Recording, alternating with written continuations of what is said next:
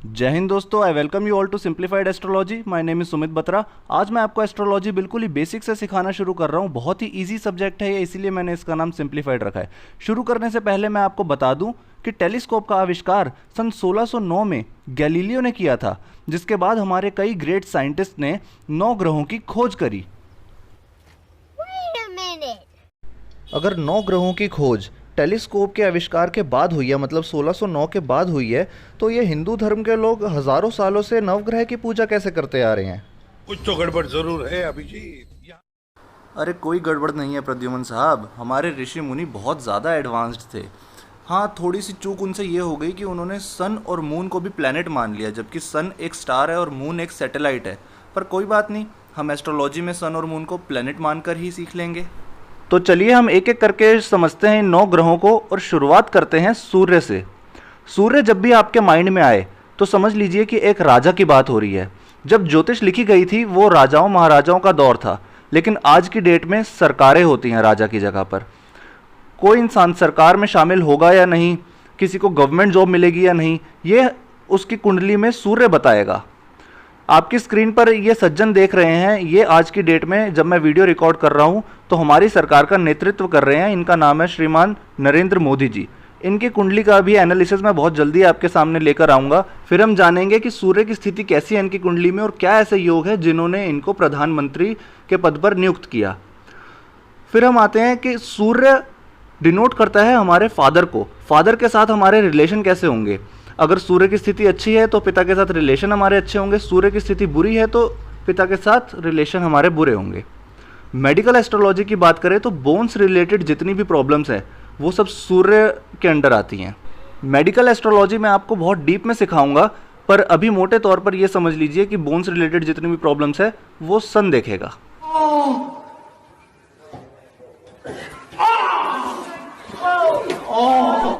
अब हम अपने अगले प्लैनेट की बात करते हैं, दैट इज चंद्रमा। नाम में ही माँ आ रहा है और ये माँ को रिप्रेजेंट करता है, मतलब मदर को। जैसे मैंने आपको बताया था कि सूर्य हमारे पिता हैं, वैसे चंद्रमा हमारी माता है। ये हमारी माता के साथ हमारे रिलेशन बताएगा, माता की हेल्थ बता देगा, और मैटरनल साइड के जितने भी रिलेशंस हैं, मामा मामी नाना नानी, उनको भी ये रिप्रेजेंट करता है। चंद्रमा एक सुंदर प्लैनेट भी है जो ब्यूटी को भी रिप्रेजेंट करता है। एक हार्ड एंड फास्ट रूल है कि अगर लग्न में किसी के चंद्रमा होगा तो वो इंसान बहुत ही सुंदर होगा। अब मैं आपको बताता हूँ कि मैं सभी प्लैनेट्स में से चंद्रमा को सबसे ज़्यादा इंपॉर्टेंट प्लैनेट क्यों समझता हूँ, क्योंकि चंद्रमा हमारा माइंड है। इस चीज़ को बिल्कुल याद रखिएगा कि चंद्रमा हमारा माइंड है। ये हमारे इमोशंस को डिनोट करता है, हमारे थॉट्स को डिनोट करता है। जितने भी हमारे इमोशंस हैं, happiness, fear, anger, surprise, guilt, lust, जितने भी इमोशंस हैं सब के सब चंद्रमा से आते हैं।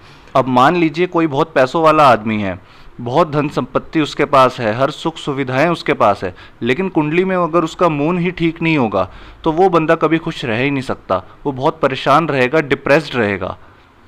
वहीं दूसरी ओर एक ऐसा आदमी है जिसके पास खाने को भी पैसे नहीं है, परिवार साथ नहीं है, हर तरफ से मुश्किलों से घिरा हुआ है, लेकिन कुंडली में उसका मून की प्लेसमेंट बहुत अच्छी है, तो वो हर मुश्किल का डट के सामना करेगा और सारी मुसीबतें पार कर जाएगा। इसीलिए मैं कहता हूँ कि मून बहुत ही ज़्यादा इंपॉर्टेंट प्लैनेट है एस्ट्रोलॉजी में। अगर मून अच्छा नहीं हुआ तो ये आपको डिप्रेस्ड तो पक्का करेगा और सुसाइडल टेंडेंसीज भी मेंटेन करेगा। बहुत लोग ऐसे हैं जो मून खराब होने की वजह से सुसाइड जैसा गंभीर पाप भी कर बैठते हैं। अगले प्लैनेट की बात करते हैं, दैट इज मंगल। मंगल का कलर है ब्लड रेड।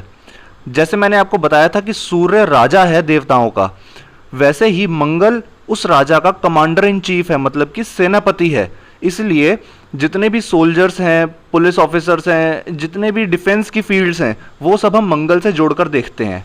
सोल्जर का काम है जंग में लड़ना, इसलिए सोल्जर का एटीट्यूड भी थोड़ा एग्रेसिव होता है। और मार्स का नेचर भी ऐसा ही है।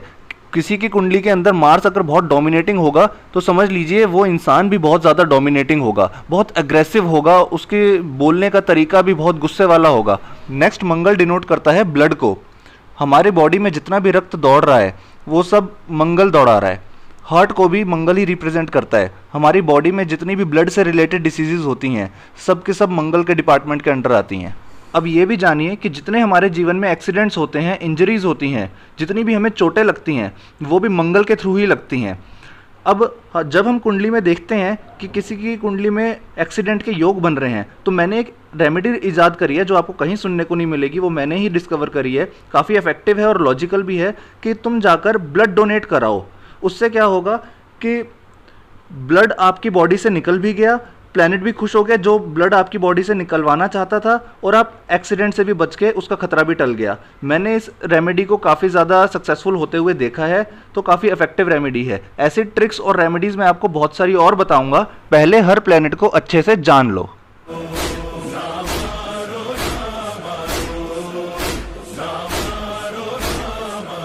मैं माँ हूँ, बता मैं कैसे देखूं ये दर्द का मंजर, सूखा है गला।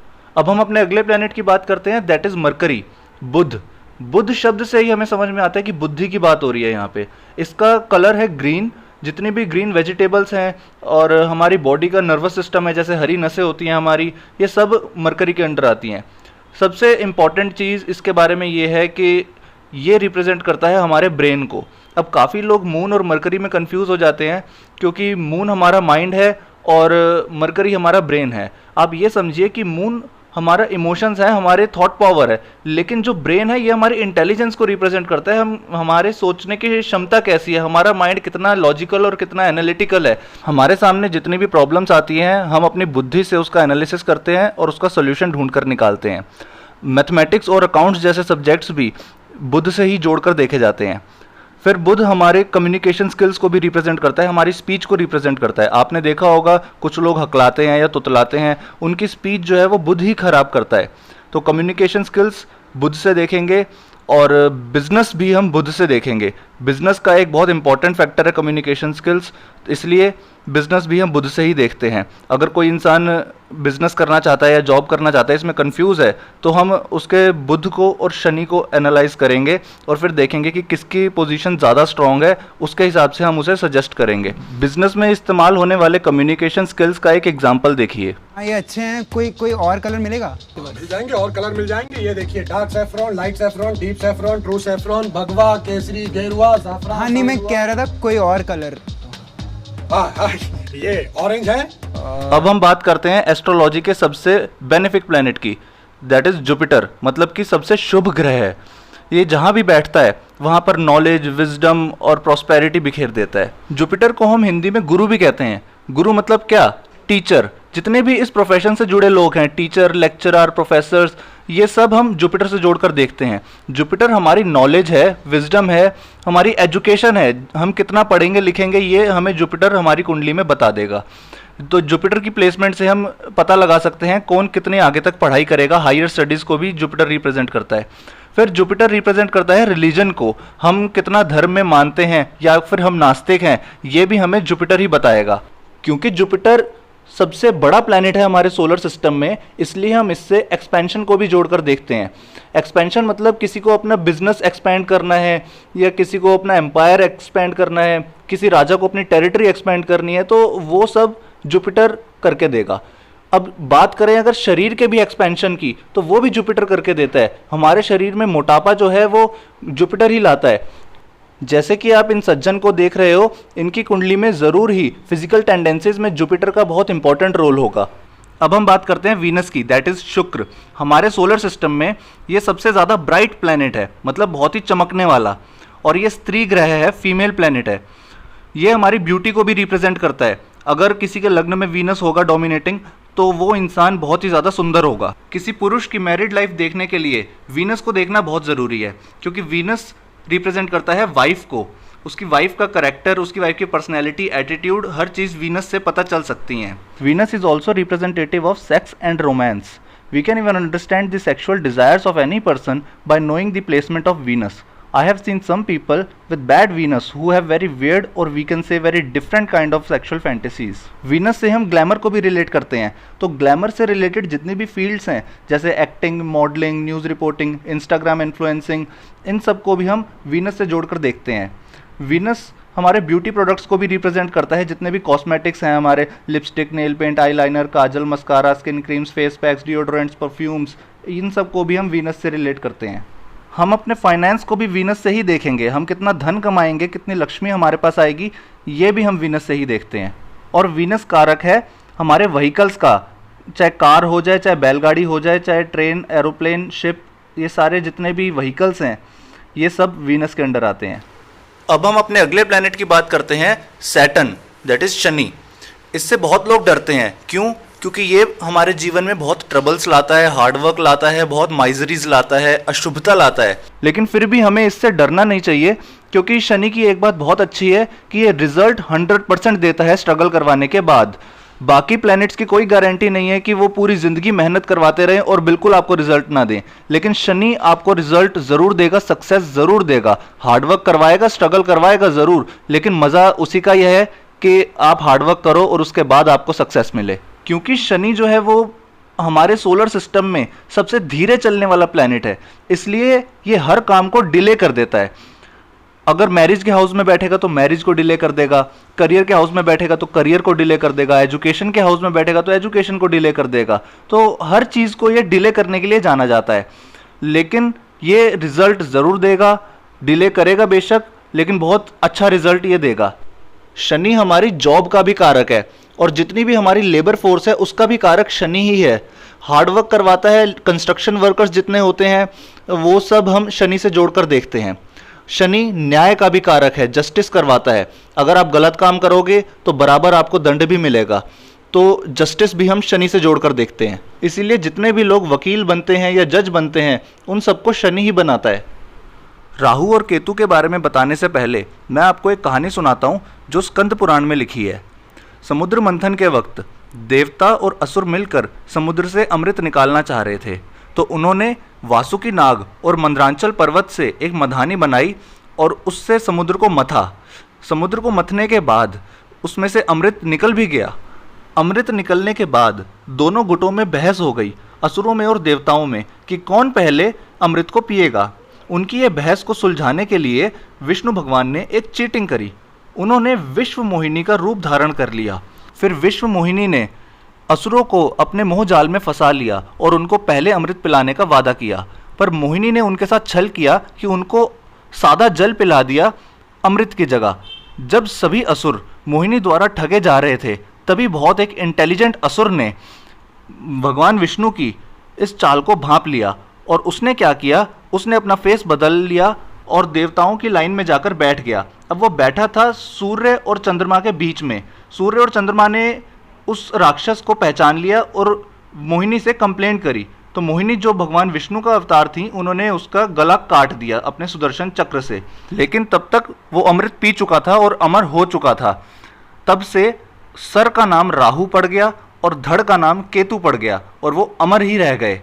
और उन्होंने सूर्य और चंद्रमा को अपना सबसे बड़ा शत्रु मान लिया। ये आज भी सूर्य और चंद्रमा पर ग्रहण लगाते हैं, जिसे हम साइंटिफिक टर्म्स में सोलर एक्लिप्स और लूनर एक्लिप्स बोलते हैं। असल में राहु और केतु कोई फिजिकल प्लैनेटरी बॉडीज नहीं है, ये बस चंद्रमा की परछाइयाँ हैं, इसलिए हम इनको शैडो प्लैनेट्स भी बोलते हैं। चंद्रमा की जो उत्तर दिशा की परछाई है उसे हम नॉर्थ नोड यानी राहु बोलते हैं, और जो दक्षिण दिशा की परछाई है उसे हम साउथ नोड यानी केतु बोलते हैं। लेकिन फिर भी ये हमारे जीवन में एक प्लैनेट की तरह ही प्रभाव डालते हैं। चलिए पहले मैं आपको राहु के बारे में कुछ बता दूं। राहु एक इल्यूजन है, एक माया है, इसलिए जो फोटोग्राफर्स हैं, जो मैजिशियंस हैं, उनको हम राहु से जोड़कर देखते हैं, क्योंकि वो एक इल्यूजन ही क्रिएट करते हैं। जब भी आप किसी चीज़ की फ़ोटो को देखते हो तो वो चीज़ असली में आपके सामने नहीं होती, वो बस एक माया ही है। और मैजिशियन क्या करता है, मैजिशियन आपकी आंखों में बस धूल झोंकता है, वो करता कुछ और है और आपको दिखाई कुछ और देता है। तो ये एक इल्यूजन क्रिएट करना ही है। हर तरीके का इल्यूजन राहु से ही क्रिएट होता है। राहु धोखाधड़ी करवाता है, धांधलेबाजी, चीटिंग, फरेब, ये सब चीज़ें राहु करवाता है। और राहु गैम्बलिंग भी करवाता है, सट्टा खिलवाता है, जुआ खिलवाता है। तो ये सब चीज़ें हम राहु से जोड़कर देख सकते हैं। अब क्योंकि राहु का सिर्फ हेड है, बॉडी नहीं है, तो इसका पेट कभी नहीं भरता। पेट तो है ही नहीं, मुंह में जितना भी डालेंगे कोई भी चीज़, इसका पेट कभी भरेगा नहीं, तो इसकी भूख कभी भी शांत नहीं होती। ये किसी भी ग्रह के साथ बैठ जाएगा, मान लीजिए ये शुक्र के साथ बैठ गया, तो इसको ग्लैमर की हमेशा बहुत भूख रहेगी और कभी ना शांत होने वाली भूख होगी वो। अगर ये गुरु के साथ बैठ गया तो इसको ज्ञान की बहुत भूख होगी। ये पागल होगा हर चीज़ को सीखने के लिए, लेकिन कभी भी इसकी संतुष्टि नहीं होगी। अब केतु ग्रह के बारे में समझ लेते हैं। केतु ग्रह का इतना याद रखना कि ये डिटैच करवाता है, मतलब सेपरेट करवाता है। अगर ये आपके वाइफ से रिलेट कर जाए तो ये आपकी वाइफ से डाइवोर्स करवा देगा। अगर बच्चों से रिलेट कर जाए तो बच्चों से बिछड़वा देगा। अगर आपके मदरलैंड जहाँ पे आप पैदा हुए हो उस भूमि से रिलेट कर जाए तो आपको कहीं और जाकर रहना पड़ेगा और अपना व्यवसाय करना पड़ेगा। तो ये याद रखना कि ये सेपरेशन का कारक है, ये जुदा करवाता है। केतु के और फीचर्स की बात करें तो ये एनलाइटनमेंट का भी कारक है, मतलब ध्यान लगाना, योगा करना, मेडिटेशन करना, इन सबको भी केतु ही दर्शाता है। और केतु मोक्ष का भी कारक है। आपकी कुंडली में केतु की स्थिति देखकर हम ये जान सकते हैं कि आपको मोक्ष मिलेगा या नहीं, या आप दोबारा जन्म लोगे। हमारे जो पास्ट लाइफ के कर्मास हैं वो भी हमें केतु ही बताता है। केतु भूत बाधा से भी जोड़कर देखा जाता है। जितने भी भूत प्रेत हैं, किसी को आत्मा आना या फिर साइकिक इंट्यूशंस होना, ये सब भी हम केतु से जोड़कर देखते हैं। तो आज आपने 9 ग्रहों को जान लिया। अगली वीडियो में हम कुंडली में इनकी इम्प्लीमेंटेशंस देखेंगे। अगर आपको वीडियो अच्छी लगी हो तो मुझे गुरु दक्षिणा दीजिएगा। गुरु दक्षिणा में क्या कि आप इसको लाइक करिए, सब्सक्राइब करिए और इसको ज़्यादा से ज़्यादा शेयर करिए। मिलते हैं अगली वीडियो में, तब तक के लिए जय हिंद।